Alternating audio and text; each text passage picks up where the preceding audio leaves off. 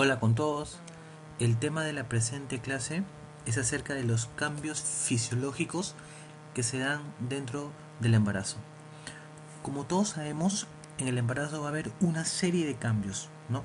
A nivel de todos los sistemas, debido básicamente a los cambios hormonales, ¿no? Al incremento del estrógeno, la progesterona y otra serie de mecanismos adaptativos que se van a dar en la gestación y que van a repercutir en cambios en cada uno de los sistemas que vamos a ir analizando durante la presente exposición. Primero hablemos sobre el cambio que se da a nivel del útero. Sabemos que el útero de una mujer no grávida es un útero en forma de pera, de un peso aproximado de 70 gramos y con un volumen de 5 a 10 cc aproximadamente. Sin embargo, en la mujer embarazada, este peso del útero puede llegar hasta 1,1 kg aproximadamente y llegar a un volumen de 5 a hasta inclusive 20 litros. A nivel de la musculatura lisa va a haber una hipertrofia de las células, no del miometrio, que van a producir este agrandamiento uterino. Va a haber una hipervascularidad también. El tejido elástico va a estar incrementado, va a haber mayor cantidad de vasos linfáticos, mayor cantidad de vasos sanguíneos. Algo importante es que el útero hasta la semana 12 de la gestación va a ser intrapélvico. Pasado las 12 semanas va a poder ser palpado a nivel abdominal. De ahí que cada vez que nosotros solicitamos una ecografía y tenemos entre la duda de si es transvaginal o es abdominal, debemos de tener como parámetro, como punto de corte, las 12 semanas. De 12 semanas para abajo, ecografía transvaginal, y de 12 semanas para arriba, calculamos unos 12 centímetros de útero. Al ya ser abdominal el útero, podemos solicitar una ecografía abdominal, ¿no? Una ecografía pélvica. Aquí lo que les comentaba, ¿no? Otra cosa importante de señalar en cuanto a cambios en el útero es la formación del segmento uterino, el cual se da aproximadamente entre las semanas 28 y 32 semanas. Recuerden que durante la cesárea, el corte o la histerotomía que hacemos es justamente a nivel del segmento, ¿no? La parte más adelgazada del útero, que se encuentra en la parte inferior, ¿no? De la cara anterior. En pacientes cuando son sometidas a una cesárea por ejemplo, preeclampsias severas, síndrome HELLP de 28 semanas o 30 semanas en las cuales aún no se forma el segmento, obviamente el tipo de histerotomía no va a ser segmentario, ¿no? Más bien va a ser una corporal baja. En cuanto al cuello del útero, va a haber mayor vascularidad, ¿no?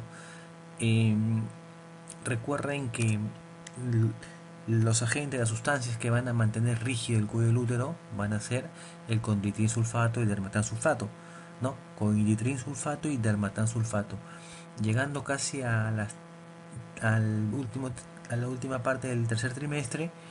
Se va a modificar, ¿no? Se va a modificar estos proteoglucanos, favoreciendo, predominando el ácido hialurónico, ¿no? Sobre estos dos que les mencioné.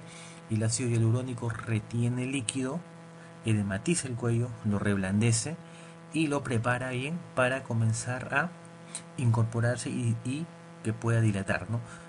Antes de ello vamos a encontrar un cuello rígido, ¿no? Fibromuscular, característico, ¿no? En las primeras etapas de la gestación. Recuerden que el cuello uterino está formado de tejido conectivo, músculo liso, ¿no? Colágeno. Importante conocer esa composición del cuello del útero. A nivel de ovario, básicamente lo importante tenemos que mencionar es el cuerpo lúteo, ¿no? Que es importante porque es el que va a producir, ¿no? La progesterona hasta aproximadamente la semana 7 y 8.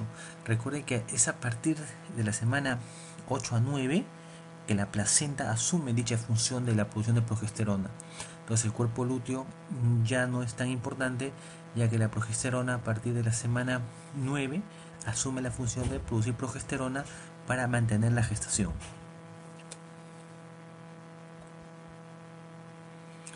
A nivel de la vagina hay un signo muy conocido, ¿no? Que es el signo de Chadwick, que es una coloración, ¿no? Una coloración violácea, ¿no? A nivel de la mucosa vaginal, que se debe básicamente a la hiperemia, ¿no? Al aumento de la vascularidad a ese nivel.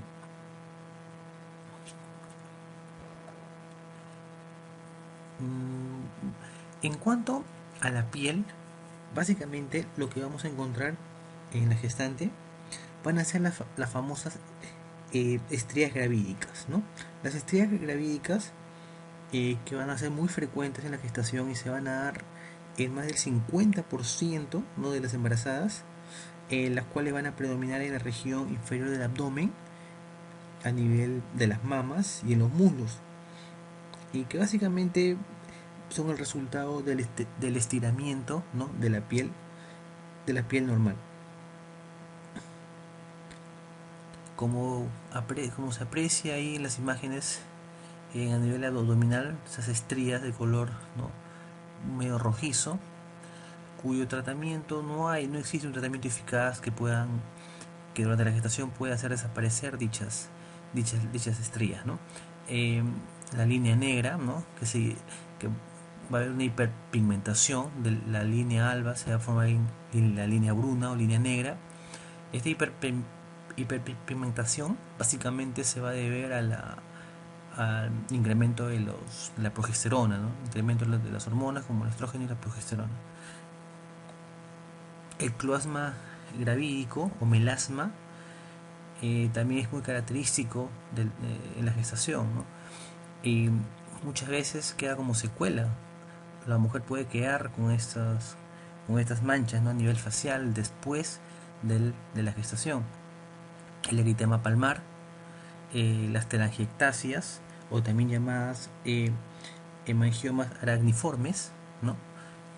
También debido al incremento de estas hormonas, ¿no? De estrógeno y progesterona. Es importante también recalcar que ese tipo de alteraciones en la piel, como es el eritema palmar y las arañas vasculares, se dan en más del 50%, ¿no? De los pacientes. Como les mencioné, básicamente se debe al incremento de estrógenos, y los cuales van a desaparecer tras el parto.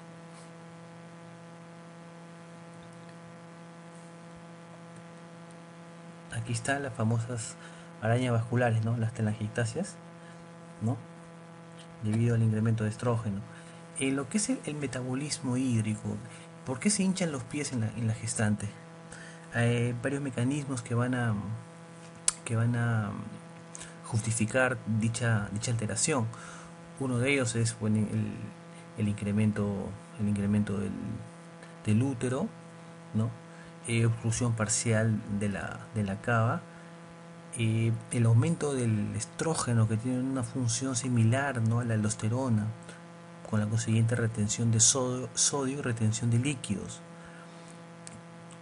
Todo ello eh, va a provocar que la gestante o que la mujer gestante vaya a comenzar a sentir un aumento de volumen, ¿no? En los miembros inferiores, los cuales puede ser también un signo de preeclampsia. Recuerden que el edema ya no es diagnóstico, no está dentro de los parámetros considerados como diagnóstico de la preeclampsia, pero sin embargo cuando son edemas que pasan las rodillas ya no se consideran normales y más bien deberían considerarse un signo de alerta para un posible descarte, ¿no? De algún tipo de patología relacionada con la gestación.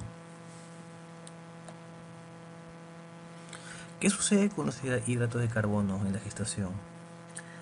Bien, durante la primera mitad de la gestación va a haber un incremento del almacén de la glucosa, ¿no? En forma de glucógeno a nivel hepático, con una disminución de la gluconeogénesis. Pasado la segunda mitad del embarazo va a haber un incremento de la liberación de la glucosa, ¿no? Básicamente la glucosa pasa hacia el feto, ¿no? A través de la placenta, por un mecanismo de difusión facilitada. Recordemos que ahí la difusión sin gasto de energía, la difusión facilitada, el transporte activo y la pinocitosis, ¿no? Em, el oxígeno, el CO2, los electrolitos, el agua, pasan por difusión simple, ¿no? Sin ningún tipo de gasto de energía, ¿no? A través de la placenta hacia el feto. La glucosa lo hace por difusión facilitada, mientras que otros agentes, como por ejemplo los aminoácidos, eh, van a atravesar, van a atravesar la placenta por transporte activo, ¿no? El hierro, por ejemplo, mientras que otras sustancias de mayor tamaño, como los lipopolisacáridos, como por ejemplo los fosfolípidos, este, las lipoproteínas, perdón, van a atravesar la placenta no por pinocitosis, ¿no? Y cuando inclusive hay lesiones, pequeñas microtraumas a nivel de la placenta, va a haber pase también de hematíes, ¿no? De la madre hacia el feto. Entonces, volviendo al tema de los hidratos de carbono, ¿por qué se dice que la gestación es un estado diabetogénico? Debido a la acción del lactógeno placentario. El lactógeno placentario es un agente una sustancia que va a aparecer en sangre pocos días después de la implantación del blastocito y cuyo crecimiento va a ser directamente proporcional a la masa placentaria, ¿ok? Directamente a la masa placentaria. Una de las funciones del lactógeno placentario es la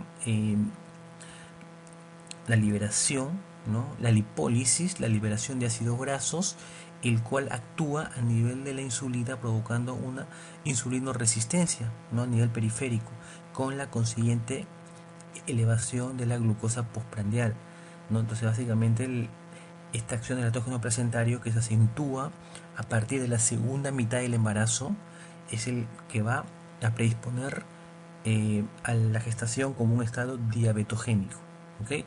Básicamente por ese mecanismo. A su vez también el estrógeno y la progesterona también actúan como agentes que actúan contra la acción de la insulina, ¿no? Favoreciendo el incremento de la glucosa, ¿no?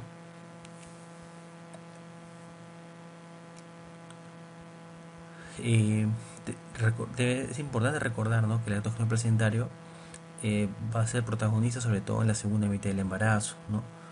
Estos ácidos grasos que son liberados, ¿no? de la grasa central por la lipólisis son los que van a actuar, ¿no? A nivel de la insulina, provocando esta resistencia a la acción de la insulina, ¿no? Y en mujeres con alguna predisposición va a favorecer la aparición de lo que es la diabetes gestacional.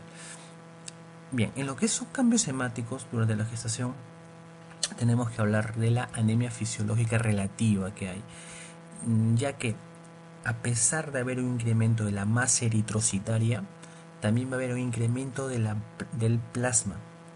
Por ende va a haber una anemia dilucional, ¿no? Encontrándose valores de 11.5 de hemoglobina en la gestación con un 33% de hematocrito, ¿no?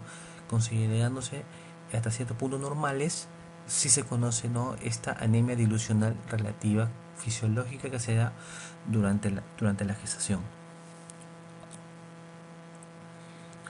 El plasma, el intravascular, va a incrementar hasta un 40%, ¿no?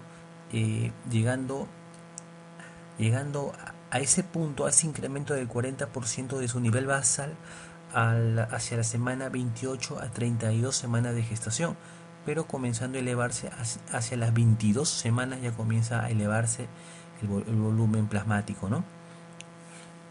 Esto lo vamos a mencionar más adelante en lo que son cambios cardiovasculares.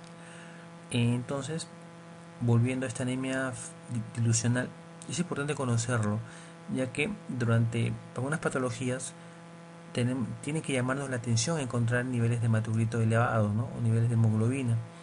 Por ejemplo, en la preeclampsia, en el cual hay una extravasación del plasma, por ende un incremento del hematocrito, ¿no?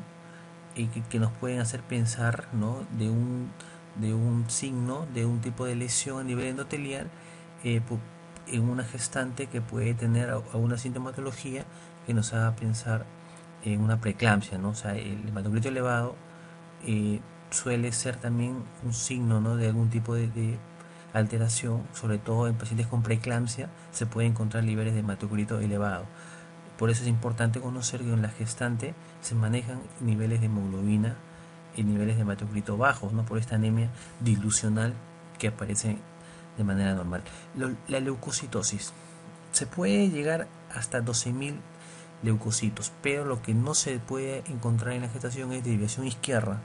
Hay leucocitosis, sí, pero no desviación izquierda. Inclusive durante el puerperio y cercanos al trabajo de parto se puede llegar hasta niveles de 28.000 leucocitos, pero no es la norma encontrar niveles de desviación izquierda, ¿no? Eso no es normal encontrar, pero sí la leucocitosis, la leucocitosis que se da de manera normal, inclusive hasta 25.000, ¿no?, sobre todo en el puerperio cercano o etapas cercanas al trabajo de parto.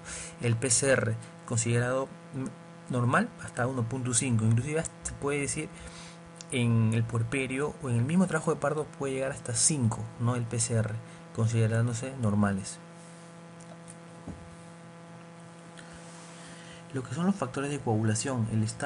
La gestación es un estado que favorece la hipercoagulabilidad, justamente por elevación de los factores de coagulación, ¿no? Se van a elevar el factor 3, 7, 9. Los factores que no se elevan es el factor 11 y 13. ¿No? Es importante que lo fijen porque puede ser pregunta de examen, ¿no?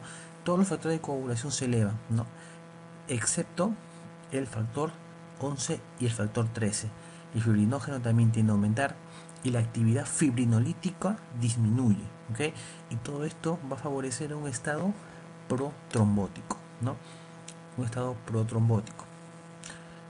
Lo que es a nivel cardiovascular, ¿qué cambios van a haber a nivel cardiovascular? Como le mencionaba anteriormente, va a haber un incremento del volumen plasmático, ¿no?, hasta un 40% del nivel basal a partir de la semana 22, llegando a un punto máximo hacia la semana 32. Va a haber una desviación del eje, ¿no?, del corazón, del eje cardíaco hacia la izquierda. Va a haber un incremento del gasto cardíaco, el cual se va a iniciar entre la semana 3 y 5, ¿no?, de gestación. Básicamente el gasto cardíaco sabemos que es el volumen latido por la frecuencia cardíaca. En la primera mitad de la gestación, este incremento del gasto cardíaco va a ser debido al incremento del volumen latido, mientras que en la segunda mitad de la gestación este incremento del gasto cardíaco se va a deber básicamente al incremento de la frecuencia cardíaca, ¿no?, la frecuencia cardíaca, la cual se va a elevar a partir de la semana 20, ¿no?, y la cual se va a regularizar o se va a normalizar días posteriores, ¿no?, al parto. Otros cambios importantes a nivel del corazón es que va a haber un soplo diastólico, ¿no?, un soplo sistólico, también puede haber funcional, incremento, como le mencioné, la frecuencia cardíaca, ¿no?, en 10 latidos por minuto. La presión venosa central no se altera con el embarazo, ¿no?, es importante conocerlo. La presión arterial. La presión arterial durante la gestación tiende a disminuir, básicamente de manera activa por la acción de vasodilatadores como la prostaciclina y el óxido nítrico. Por ende, la presión arterial, tanto sistólica como diastólica, tienden a disminuir. Sin embargo, al acercarse al final del embarazo, tanto la sistólica como la diastólica tienden a normalizarse, inclusive llegando a valores previos a la gestación. Durante el trabajo de parto, durante la contracción uterina, ¿no?, en el mismo trabajo de parto, la presión sistólica puede incrementarse hasta un 25%, mientras que la presión diastólica en plena contracción puede incrementarse hasta un 15%. Mira aquí lo que les había mencionado, ¿no?, y lo de la presión arterial, ¿no?, por acción de la prostaciclina y el óxido nítrico, básicamente es lo que va a producir la disminución, ¿no?, de la sistólica y de la diastólica. Cambios respiratorios en el embarazo. Lo primero que debemos saber es que en la parte respiratoria durante la gestación, va a haber un incremento del consumo de oxígeno, ¿no? Tanto para la madre como para el feto. La progesterona también va a tener una acción importante a nivel de los cambios respiratorios que se dan en el embarazo. Eh, Va a haber una disminución del volumen residual, una disminución también de la capacidad residual. Recordemos que el útero, a la medida que va creciendo, va a elevar el diafragma unos 4 centímetros de su posición normal. Y esto va a favorecer una disminución del volumen residual, ¿no? Entonces el volumen residual, la capacidad pulmonar total también disminuye. Ojo, disminuye la capacidad pulmonar total, disminuye el volumen residual. Mientras que valores son los que se elevan. Se eleva el volumen corriente, es lo que se eleva. Se va a elevar también la capacidad inspiratoria, ¿no? Eso también se va a incrementar. La progesterona va a producir un incremento de la sensibilidad de los quimiorreceptores centrales al CO2, por ende va a haber una alcalosis respiratoria. Esta alcalosis respiratoria se va a compensar debido a un incremento del filtrado glomerular o incremento de la excreción de bicarbonato. Por tanto, el pH se va a mantener normal, ¿no? No va a haber alteración en el pH. Entonces, lo que es importante recordar de las alteraciones funcionales que se dan en la gestación, como les había mencionado, ¿no? La elevación del diafragma, que va a producir la reducción del volumen residual, va a reducir un 20%, ¿no? La capacidad residual funcional también va a disminuir, lo que se incrementa la capacidad inspiratoria, y toda esa elevación de la capacidad inspiratoria y de la capacidad y de la volumen corriente va a producir un incremento de la ventilación por minuto, ¿verdad? Bien, pasando a otro punto.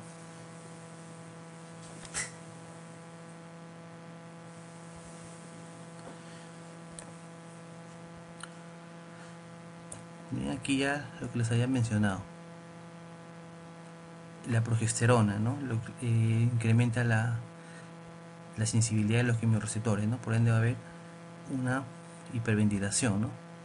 Pero la cual se va a compensar debido al aumento de la eliminación de bicarbonato a nivel renal. Bien, esas son las cosas básicas que ustedes deben conocer, ¿no? Que más se suele preguntar durante los exámenes. Y a nivel de la parte urinario, ¿qué cambio va a haber? ¿Por qué la gestación va a predisponer a las infecciones urinarias durante la gestación? Básicamente, eso se va a deber, uno, la progesterona, que va a disminuir la motilidad de la musculatura lisa, y eso va a producir una estasis de orina, ¿no? A nivel de la vejiga, un retorno, ¿no? De la vejiga por el uréter hacia el riñón, produciendo dilatación del sistema pielocalicial, apareciendo una barra de orina, ¿no? Que va a disminuir su excreción, favoreciendo la proliferación bacteriana, ¿no? De esa orina retenida, ¿no? Por una disminución de la motilidad de la musculatura lisa, ¿no? Debido por la progesterona, básicamente. El útero, en su crecimiento, su dextrorotación, va a producir compresión del uréter, el cual también va a dificultar, ¿no? Esta eliminación, va a favorecer esta detención de la orina, ¿no? Y por ende mayor tiempo de orina retenida, favorece un caldo de cultivo para lo que es la proliferación bacteriana, la eliminación de glucosa a nivel renal, la glucosuria. La glucosa también es un buen cultivo para lo que es la producción de bacterias, ¿no? La proliferación bacteriana. La eliminación de bicarbonato, ¿no? Que alcaliniza la orina, otro punto a favor para la proliferación bacteriana. Todos estos cambios que se producen en la gestación van a favorecer, ¿no? Van a favorecer la aparición de infecciones urinarias durante la gestación.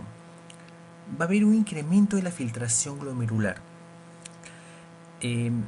debido justamente a lo que les mencioné en la parte de cambios cardiovasculares. El aumento plasmático favorece ese aumento plasmático que les mencioné del 40% y ese aumento del gasto cardíaco va a favorecer también un aumento de la filtración glomerular. Por tanto, la urea, la creatinina a nivel plasmático van a estar disminuidos. Es importante conocer eso porque en la preeclampsia, en el cual hay elevación de la creatinina, ¿no?, mayor de 1.2, mientras que una persona normal, la creatinina, una mujer no gestante, la creatinina básicamente se maneja en puntos de 0.7, 0.8, mientras que la gestante, lo normal es manejar 0.5, ¿no?, debido a mayor eliminación renal por el aumento de la tasa de filtración glomerular por el flujo plasmático renal.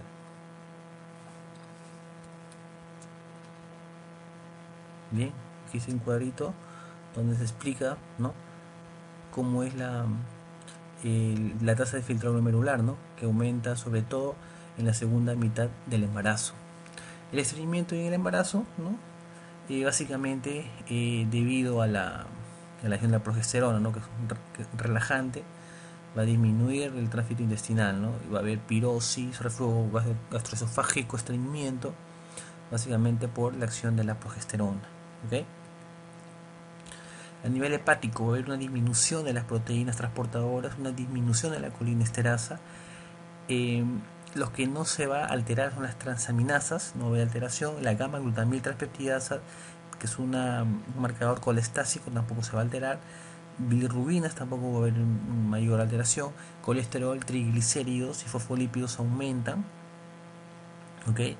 Va a haber un incremento de ellos. Es importante conocer esto, ¿no?, porque suele ser pregunta de examen. La gestación es un estado que produce litogenicidad biliar, la hipercolesterolemia, la hipertrigliceridemia. Recuerden que los cálculos, ¿no?, en la vesícula básicamente son por la son de contenido, ¿no?, de colesterol.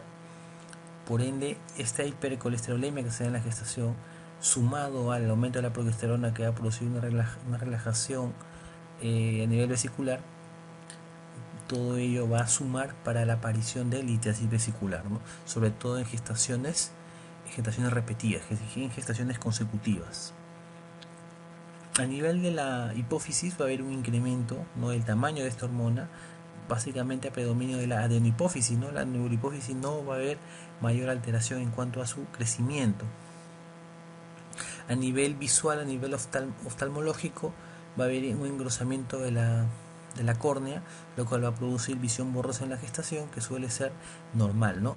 No confundamos lo que es la fotopsia, que son como lucecitas, que nosotros le preguntamos a la paciente si ve como lucecitas, que eso nosotros le llamamos fotopsias, lo que son signos, ¿no?, que evidencian severidad en la preeclampsia. La visión borrosa debido a engrosamiento de la córnea por retención hídrica, que sea de manera fisiológica en la gestación, suele ser un signo normal, un síntoma normal en la gestación, ¿no? La prolactina va a haber hasta 10 veces un incremento de la prolactina, ¿no?, y tras el parto vamos a ver un descenso de dicha hormona. La tiroides, ¿qué pasa con la tiroides? Va a haber un crecimiento también de esta glándula, sin embargo no va a ser tan notoria, no va a llegar hacia el bóceo. Va a haber un incremento de la T4 total y de la T3 total, sin embargo la T4 libre y la T3 libre no va a haber mayor alteración en sus niveles. Va a haber un incremento del total, pero la T4 libre, que es la activa, no se va a alterar.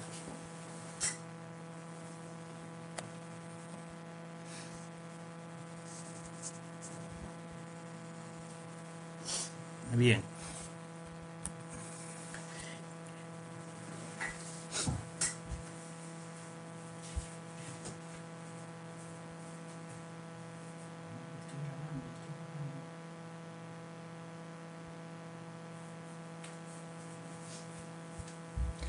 A nivel de lo que son las encías, vamos a encontrar un incremento, ¿no?, de la hiperemia y una hipertrofia, ¿no?, gingival, lo cual conocemos como épulis, ¿no? Puede ser pregunta de examen también, ¿no? Es una tumoración a ese nivel de la mucosa, a nivel gingival, lo conocemos, ¿no?, como épulis, ¿no?, por una hipertrofia gingival básicamente, ¿no?, y una hiperemia. Las caries también, por el incremento de la acidez oral, puede haber un incremento de dicha patología.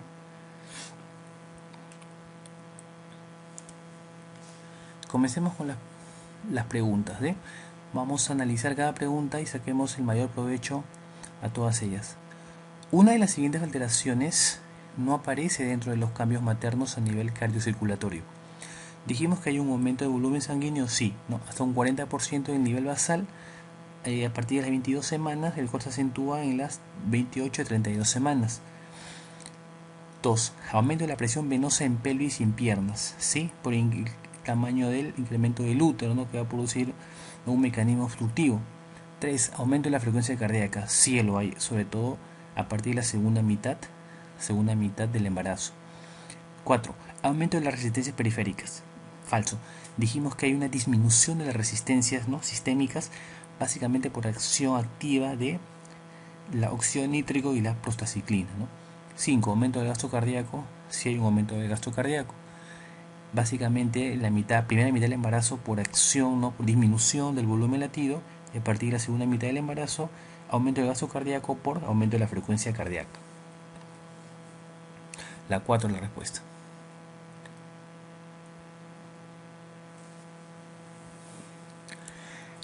Indica lo incorrecto en relación a las modificaciones hematológicas en el embarazo. Hay una leucocitosis en dirección izquierda, verdadero. Disminución de la actividad fibrinolítica, claro que sí, porque la gestación es un estado, ¿no?, de procoagulabilidad. 3. Trombopenia. Se presenta con mucha frecuencia la trombopenia en la gestación. Sin embargo, algunas bibliografías mencionan que hay una trombocitosis, ¿no? Lo que es, ¿no?, aceptado es que hay una trombopenia que se aparece en la gestación, probablemente también por un mecanismo parecido a la anemia, ¿no?, por un mecanismo dilucional. 4. Aumento de los factores de coagulación, 1, 3, 7, 8, 9 y 10. Eso es verdadero. Y 5 nos va como clave anemia. La respuesta aquí, las claves están entre las 3 y las 5. Porque anemia sí se produce, pero es una anemia, ¿no?, fisiológica, una anemia relativa, ¿no?, dilucional. Trombopenia no siempre se produce, ¿no?, porque hay también este estado de hipercoagulabilidad también es debido a una elevación de las plaquetas, ¿no? Pero como les mencionaba, algunas bibliografías mencionan que se puede presentar con mucha frecuencia el nivel de plaqueta disminuida, ¿no? Pero en este caso la respuesta es la 3, trombopenia, porque todas las demás sí se presentan en la gestación y no hay duda al respecto.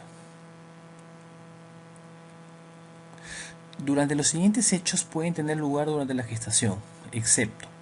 Todos los siguientes hechos pueden tener lugar durante la gestación, excepto.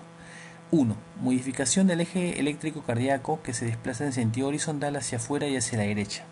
Eso es falso, porque dijimos que el desplazamiento, ¿no?, del eje es hacia la izquierda. Entonces, del saque nomás tenemos que la clave aquí es la 1. Esa es la falsa. 2. Dice, hay una sobrecarga del sistema circulatorio llegando a aumentar el volumen plasmático hasta un 40%. Verdadero, dijimos que sí. Un 40% del nivel basal se incrementa, ¿no?, a partir de la semana 22. Puede aparecer un desdoblamiento fisiológico del primer ruido, verdadero. La presión arterial puede aumentar en el último trimestre, mientras que habitualmente disminuye en los 2 primeros trimestres, verdadero. Puede aparecer de manera fisiológica un ruido, un galope, ¿no?, S3, verdadero. Aquí lo importante aquí es conocer que la presión arterial tiende a disminuir, ¿no? Tiende a disminuir en las primeras semanas de gestación por acción básicamente, ¿no?, de los agentes relajantes, ¿no?, como el óxido nítrico, y hacia el final de la gestación tienden a aumentar, ¿no?, inclusive llegando a valores normales. Se encuentra un soplo diastólico, ¿no?, fisiológico. A nivel de los cambios hematológicos durante la gestación, recuerden que les mencioné leucopenia, no hay leucocitosis, ¿no? Hay leucocitosis, disminución de fibrinógeno, no, lo que es disminución de la acción fibrinolítica, ¿no?, e incremento de factores de coagulación, no disminución. O sea, la B no es la respuesta. C, leucocitosis, neutrofilia, aumento de fibrinógeno y aumento de los factores 7, 8, 9 y 10. Entonces, ¿cuál aquí es la respuesta? La A no es la respuesta, obviamente, porque no hay leucopenia. La B, leucocitosis, disminución de fibrinógeno, disminución del factor de coagulación. Aquí la segunda parte lo malora, porque disminución de fibrinógeno no hay, ¿no? En lo que hay una disminución de la acción fibrinolítica, ¿no? Que es todo lo contrario. La C, leucocitosis sí hay, aumento de fibrinógeno sí hay, y disminución del agente fibrinolítico lo hay. Y aumento de los factores de coagulación, ¿no? 1, 3, 7, 8, 9 y 10. No, eso es verdadero. Esa es la respuesta verdadera, la alternativa número C. La mayor parte del incremento del peso durante el embarazo no patológico es atribuible al aumento del líquido intracelular, anabolismo lipídico, tamaño del útero y su contenido de las mamas, anabolismo hidrocarbonado, líquido intravascular. Creo que aquí la respuesta es muy obvia, ¿no? Tamaño del útero y su contenido y de las mamas. Eso es lo que va, más que todo, lo que más va a pesar, ¿no? El incremento del peso se va a deber básicamente a tamaño del útero y del contenido de las mamas, ¿no? Llegando hasta un 50% de la ganancia del peso total, ¿no? Señale lo correcto acerca de la progesterona. A ver, los acetatos son transformados por la placenta en la producción de progesterona. La progesterona se produce a partir del colesterol materno. ¿Okay? El cuerpo lúteo es el encargado de la producción de la progesterona durante todo el embarazo. Falso, solamente durante las primeras 12 semanas. Luego la placenta asume esa labor. La placenta sintetiza los progestágenos a partir de la segunda mitad del embarazo. Falso, a partir de la semana 9. El cuerpo lúteo en caso de fecundación produce aproximadamente los primeros 3 meses de gestación. Verdadero, aproximadamente las primeras 12 semanas. La HCG inhibe su síntesis por el cuerpo lúteo. Falso. La respuesta es la 4. El cuerpo lúteo va a producir progesterona aproximadamente los primeros 9 semanas a 12 semanas, ¿no? En las cuales luego la placenta asume dicha función. La concentración máxima de la gonadotrofina coriónica humana ocurre hacia la semana 10, llegando a valores inclusive de 100.000 a 200.000. Alguna bibliografía habla hasta de 400.000 de manera fisiológica, ¿no? La semana 10, o sea, de la semana 7 a 12. Y esa es la respuesta, ¿no? La alternativa número 2. Los factores que pueden contribuir a una infección aguda del tracto urinario durante el embarazo, parto o puerperio, incluyen todos los siguientes, excepto, dice, compresión del uretre por el útero agrandado a nivel del borde pélvico. Dijimos que sí, ese es verdadero. Tono ureteral y de la peristalsis incrementados. Ese es falso, más bien disminuidos, ¿no? Por eso es la progesterona. Bacteriuria asintomática se da en la gestación y debe ser tratado con antibióticos, ¿no? La gestación, la diabetes, ¿no? Y pacientes inmunosuprimidos deben ser tratados con antibióticos en una bacteriuria asintomática. 4. Sensibilidad vesical disminuida, ¿no? Después de anestesia epidural. 5. Cateterización vesical. La respuesta aquí, la alternativa es la 2, ¿no? El tono ureteral y peristalsis no están incrementados, bien, están disminuidos por lesión de la progesterona, y eso va a favorecer las ITU, ¿no? Las infecciones urinarias. Constituye un cambio respiratorio fisiológico durante el embarazo. La capacidad vital disminuye, falso. La capacidad inspiratoria disminuye, falso, aumenta.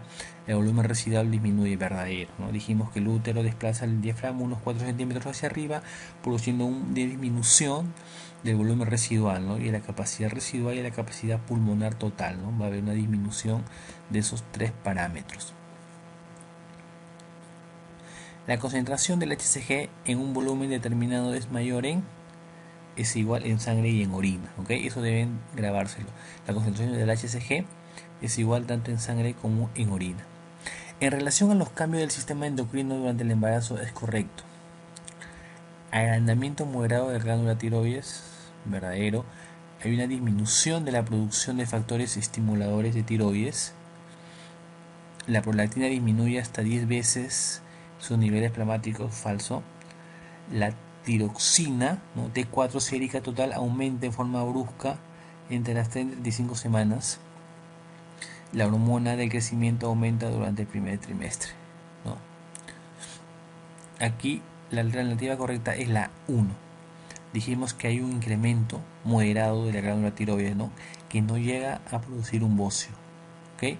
La tiroxina, la total, se incrementa no de manera brusca, ¿no? Eh, la, la hormona transportadora de las T4 va a ver incrementada, pero la T4 libre se mantiene normal, dentro de los valores normales, ¿ok? Eso es importante conocerlo. La T4 total y la T3 total sí se incrementan, pero las activas, que son las libres, se mantienen dentro de los parámetros normales. Después de la fecundación, ¿cuántas semanas debe funcionar el cuerpo lúteo para que se mantenga? Debe funcionar hasta que la placenta pueda ejercer su función, la cual se da a partir de la semana 8. A partir de la semana 8, la placenta recién asume la función de producir progesterona. Entonces, hasta la semana 7 tiene que funcionar el cuerpo lúteo. En la última etapa de la gestación, se observa una mayor resistencia a la insulina debido reducción del número de receptores falso, hiperplasia de las células beta del páncreas, aumento del glucagón materno, receptores defectuosos. Aquí la respuesta dijimos que es la acción del lactógeno placentario, ¿no? El cual produce lipólisis, liberación de ácidos grasos, todo ello favorece a contrarrestar la acción de la insulina produciendo una hiperglucemia, ¿no? Postprandial que predispone a una diabetes gestacional. El útero gestante, el agrandamiento mayor ocurre a nivel de la región fúndica, ¿ok? A nivel fúndico es que ocurre el mayor agrandamiento, mayor hipertrofia del músculo liso, es a nivel fúndico. ¿Cuál de las siguientes manifestaciones puede encontrarse en un embarazo de evolución normal? Edema, puede haber edema, estreñimiento por la progesterona puede haber, hipertensión arterial, dijimos que al contrario hay disminución de la presión. Falso, entonces, vamos a la 2. Edema si hay, estreñimiento si hay, flujo vaginal si hay, leucorrea fisiológica si lo hay, y dolor de espalda por una lordosis fisiológica que se da en la gestación, ¿no? Para mantener el centro de gravedad en las piernas, ¿no? Evitar que el útero, que el abdomen con este útero grande se vaya hacia adelante. 3. Edema si hay, proteinuria no debería haber. Proteinuria, bueno, dependiendo de los rangos, ¿no? Pero de manera general no deberíamos encontrar proteinuria ni hipertensión arterial. La 3 no es la clave. 4. Flujo vaginal si hay, prurito vulvar no debería haber de manera fisiológica. La 4 no puede ser la clave. 5. Dolor de espalda podría haber por la lordosis fisiológica. Edema sí, pero proteinuria no. La 2. Edema sí hay, la retención hídrica, estreñimiento por progesterona, flujo vaginal si hay y dolor de espalda si lo hay. La clave es la alternativa número 2. ¿Cuál de las siguientes no es un cambio químico normal en un embarazo intrauterino? La fosfatasa alcalina incrementada, sí, hasta 2 veces su valor normal, inclusive hasta 3 veces menciona una bibliografía. La proteína disminuye, las transaminasas no se incrementan, se mantienen iguales, ¿ok? La colinesterasa sí se disminuye junto con las proteínas. La leucina se mantiene incrementada. La TGO y la TGP se mantienen dentro de los valores normales junto con la gamma-glutamil transpeptidasa y las bilirrubinas, ¿ok? Esa no se altera. La clave falsa es la 4. ¿Cuál de las siguientes hormonas disminuye en el curso de un embarazo intrauterino? Prolactina se aumenta, el andrógeno placentario tiende a aumentar, el estrógeno y progesterona también tienden a aumentar. La hormona del crecimiento hipoficiario tiende a disminuir, ¿ok? Esa es la hormona que disminuye en el curso de un embarazo intrauterino, ¿ok? Fíjense eso, la hormona del crecimiento hipoficiario. La causa más frecuente de anemia una hemoglobina menor de 11 en la mujer embarazada es, lo dijimos, ¿no? Por una deficiencia de hierro, ¿ok? Esa es la causa más frecuente de anemia en la gestación, ¿no? La deficiencia de hierro.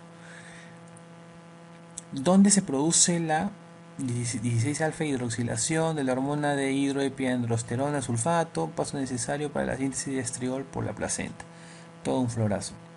El estriol es un marcador de bienestar fetal, ¿no? que suele analizarse como marcador de alguna alteración del feto, ¿no? Debido a que el estriol se sintetiza, ¿no? En el hígado fetal y en la suprarrenal. Por ende, la clave aquí es la 5, ¿no? Es a nivel del hígado fetal. Mientras que la progesterona es básicamente lo produce la madre, el estrógeno, el estradiol, el feto y la madre, pero el estriol sí es a nivel hepático suprarrenal del feto. Por ende se necesita esa integridad fetal para producir dicho estrógeno. Solo una de estas alteraciones analíticas puede considerarse normal durante el embarazo. Bilirrubina total 2.3, falso, está incrementado. TGO 90 está incrementado. Gamma glutamina peptidasa. Fosfatasa alcalina 1.5 veces superior al límite máximo de la normalidad. La fosfatasa alcalina sí se podría elevar, ¿no? Como dije, de 2 a 3 veces, hasta 2 a 3 veces, ¿no?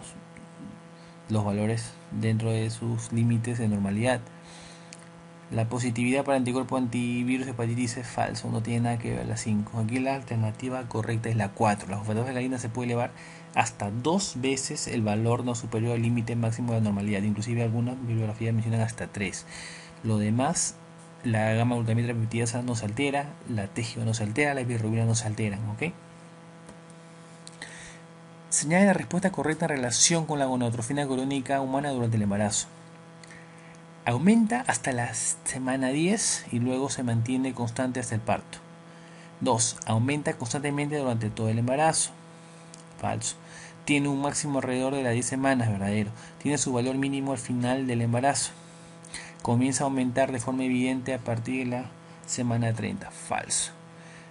La 3. Tiene un máximo alrededor de la semana 10. No solo mencionamos en una de las diapositivas, ¿no? En una paciente de 26 años, gestante de 15 semanas, asintomática, ¿cuál de los siguientes hallazgos debe considerarse patológico? Galope en S3, desdoblamiento amplio no de S1, soplo diastólico grado 1-2 en vértice cardíaco, soplo sistólico grado 2-3 de 4 en borde external, rectificación del eje cardíaco a la izquierda. Dijimos que el eje cardíaco sí suele irse para el lado izquierdo, el soplo sistólico no grado 2 y 3 en borde external puede ser de manera normal, desdoblamiento amplio de S1. El soplo diastólico en el vértice cardíaco, ¿no? En grado 1, 2 y 4 no se considera normal, ¿no? Y sí debería considerarse patológico. Marque lo verdadero con respecto a la nutrición durante la gestación. Disminuye las necesidades calóricas, los requerimientos de carbohidratos son mayores en el segundo trimestre, se incrementan las necesidades de hierro y calcio. Esto es verdadero, ¿no? Durante la gestación, si bien es cierto el calcio iónico no se incrementa, sin embargo, debido al feto, debido a todas las alteraciones metabólicas que hay, va a haber un incremento en las necesidades de hierro y calcio, ¿no? Y si no se le suministra dichas vitaminas, puede haber una anemia, ¿no? Ferropénica en la gestación, ¿no? Y es importante entonces incremento de estos elementos como el hierro y el calcio. El ácido fólico debe tomarse 3 meses antes de la gestación, ¿no? La ganancia de peso durante la gestación es aproximadamente de 6 a 12 kilos, ¿no? Hasta 10 a 12 kilos es lo que gana una gestante durante la gestación, ¿no? No debe ser de 6 kilos como dice ahí, no, hasta de 10 hasta 12 kilos. Hay un incremento de las necesidades calóricas, ¿no? Y los aumentos del requerimiento de carbohidratos básicamente se va a dar hacia la segunda mitad de la gestación. Bien, estos son los puntos claves en lo que son cambios fisiológicos en la gestación que deben conocer, ¿no? Para fines del examen, ¿okay? Es un tema muy amplio, muy bonito. Hemos tocado los puntos básicos, elementales que se deben conocer, ¿no? Para poder responder de manera correcta, ¿no? Las preguntas referentes a este tema.